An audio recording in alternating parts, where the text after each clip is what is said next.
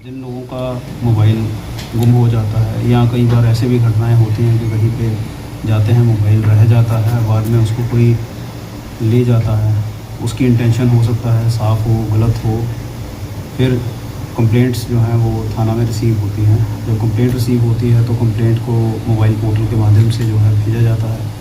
उससे ये होता है कि हमारी टीम निरंतर ये काम करते रहते हैं। उसमें मोबाइल मिल जाते हैं मोस्ट ऑफ़ द टाइम। फिर हम लोग जिनका मोबाइल सना होती है या कोई कंप्लेंट होती है उनको संपर्क किया जाता है। संपर्क करके उन लोगों को अवगत करवाया जाता है।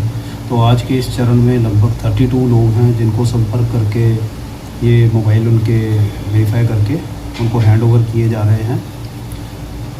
इसके इन 32 के अलावा भी हमारे पास कई मोबाइल और रिकवर हुए हैं, तो उन लोगों से भी हम लोग संपर्क कर रहे हैं। तो जो इसके बाद वाला चरण होगा, जैसे ही वो लोग संपर्क होंगे, कई जो हैं आसपास होते हैं, कई अन्य जगह पे होते हैं, तो वो या उनके रिप्रेजेंटेटिव जो भी उनके संबंधित कागज़ हैं या पेपर्स हैं जिनको वेरीफाई करके उनका पहचान स्थापित की जा सकती है, वो करके उन लोगों को भी उनके मोबाइल जो है हम लोग मुहैया करवा देंगे। ये निरंतर एक प्रोसेस है और इससे एटलीस्ट ये है कि जो मोबाइल फ़ोन्स हैं जिनको ना सिर्फ इनमें एक इमोशन जुड़ा रहता है लोगों का, बल्कि ये भी रहता है कि किसी ने अगर लोन पे लिया है या मान लीजिए अदरवाइज़ भी, तो उसकी एटलीस्ट एक हम लोग उसको खुशी दे पाते हैं। तो यही हमारा प्रयास है इसमें।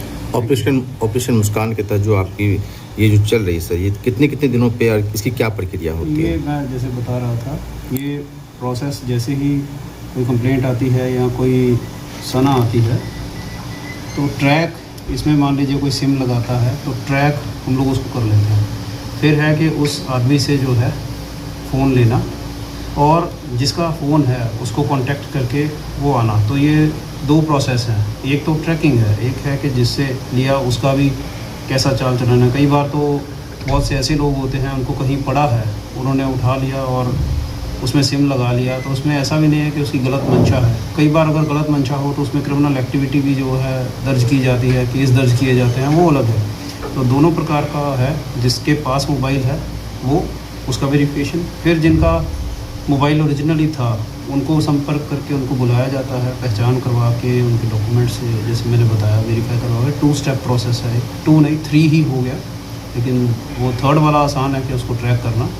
वो हम लोग ऐसे इसको प्रोसेस करते हैं। इसमें मान लीजिए किसी की षड्यंत्र आता है कि नहीं, कोई गिरोह है जो मोबाइल चोरी करता है, तो इससे बहुत से ऐसे लड़के या गिरोह भी पकड़े जाते हैं जो एक संगठित अपराध कर रहे होते हैं। क्योंकि जैसे ही किसी आदमी को टच किया जाता है उसकी क्रिमिनल एंटीसीडेंट आज की डेट में जो है पुलिस के पास रहता है, उससे काफ़ी कुछ क्लियर हो जाता है।